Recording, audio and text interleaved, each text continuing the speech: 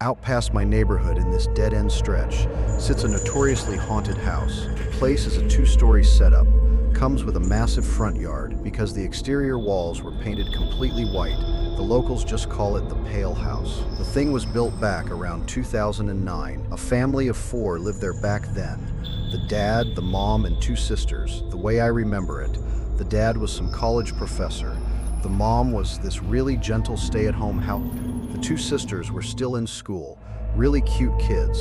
According to the folks living next door, when the family first moved in, they'd actually go out of their way to say hi to everyone. But about a month after they settled in, the father took a piece of rope and strangled his wife and the older sister.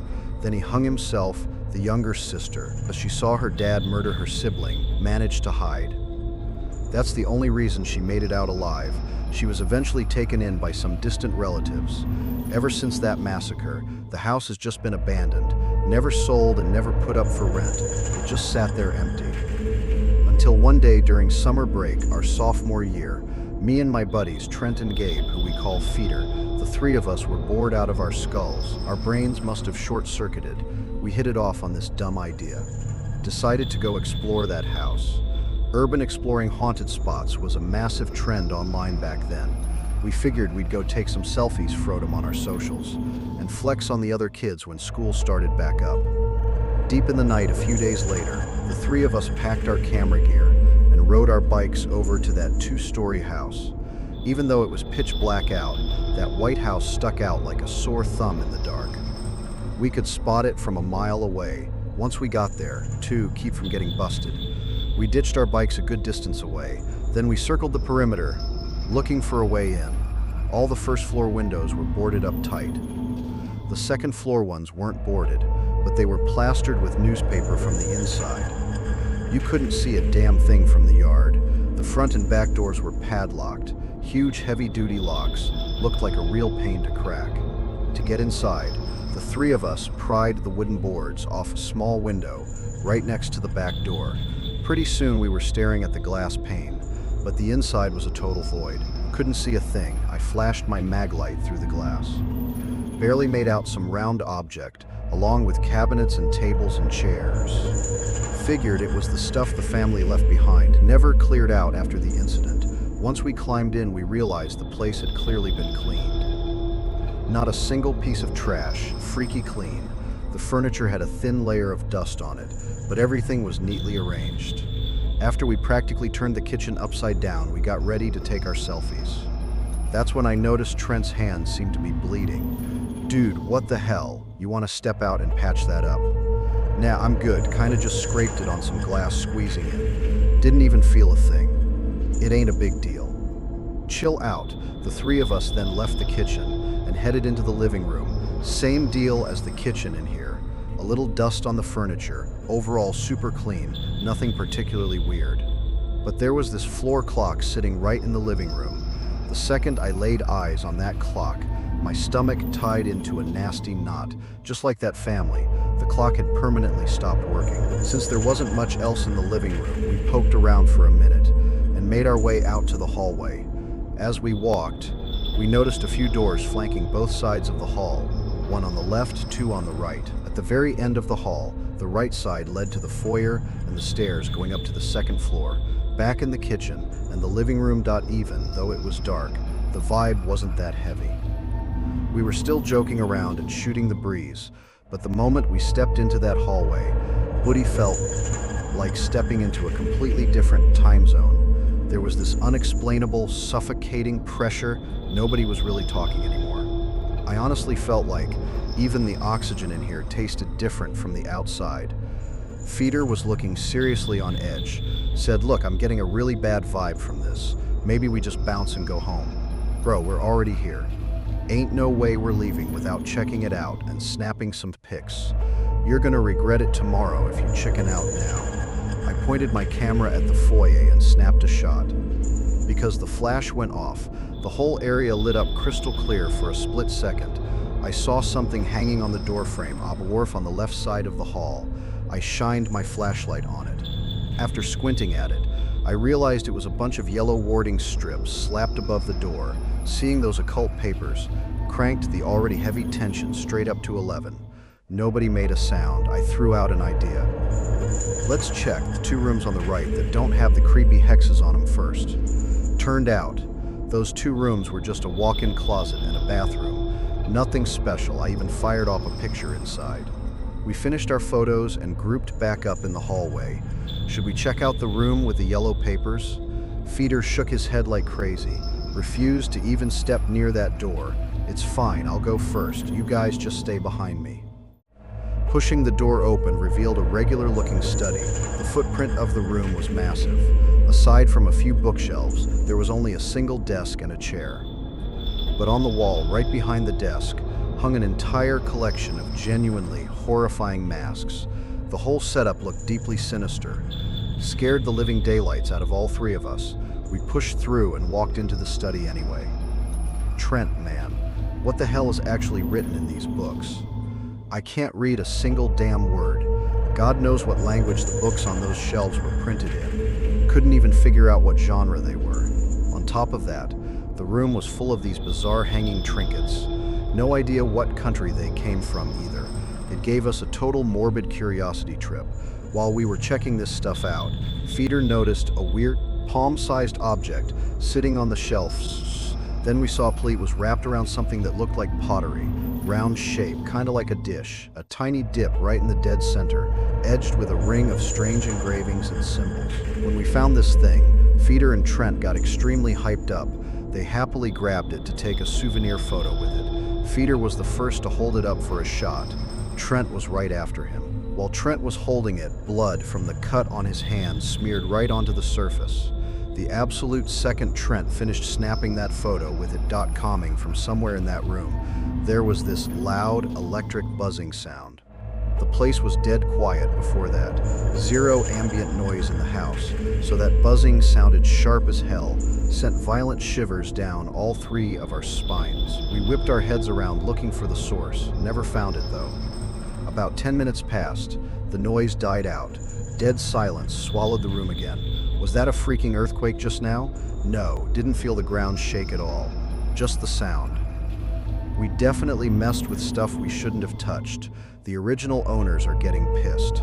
Something is deeply wrong with this place. As he said that, he wrapped that clay thing back up in its wax paper and slid it exactly where we found it. Nobody breathed a word after that. We just walked straight out of the study. We were all quietly terrified.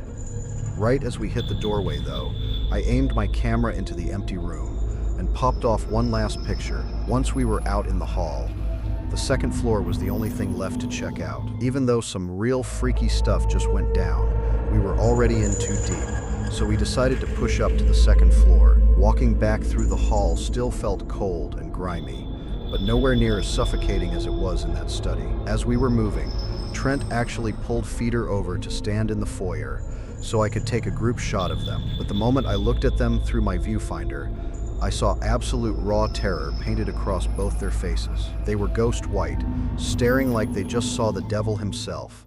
Honestly, I thought they were just playing into the haunted vibe and planned this stupid prank together.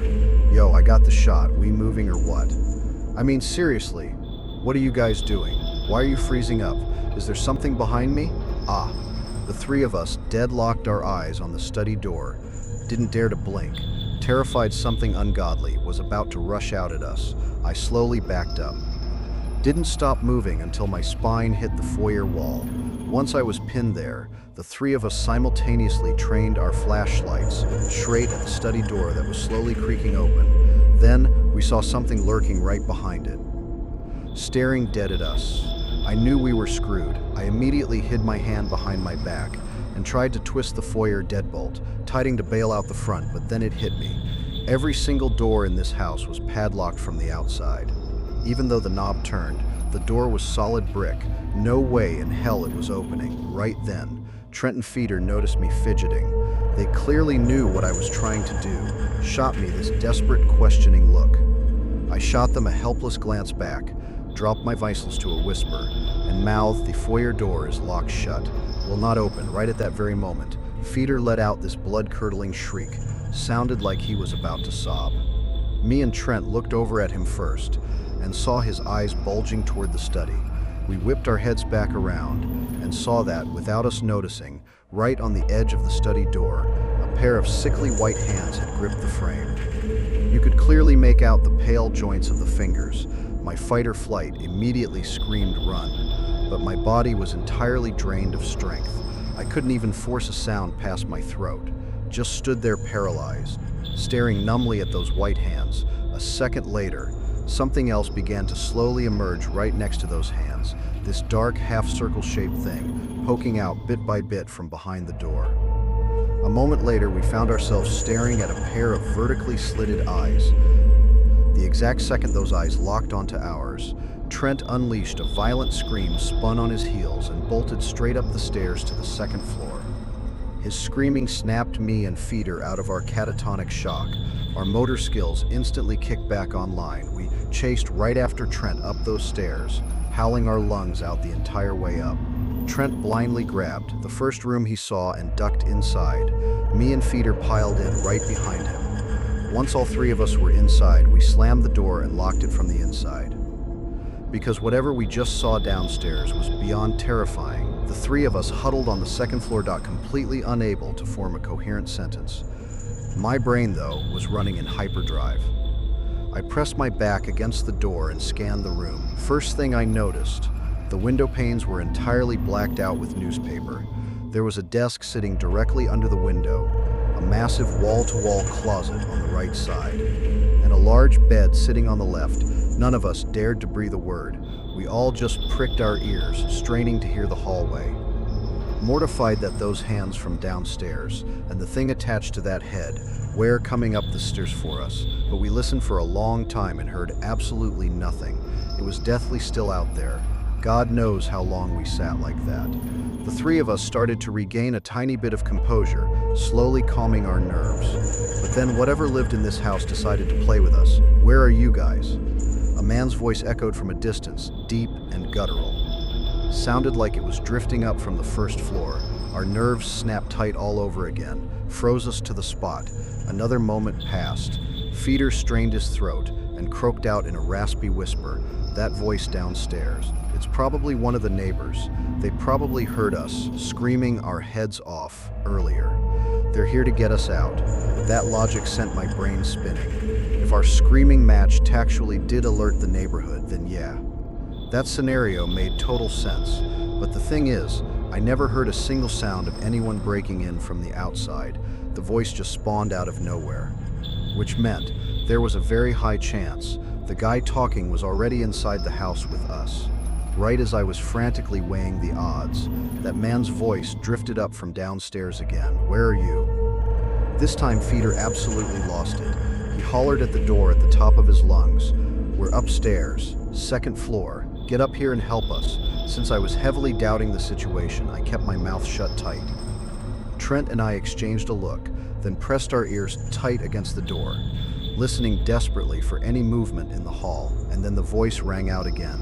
But this time it didn't come from downstairs. It came directly from the other side of the door we were hiding behind, right out in the hall.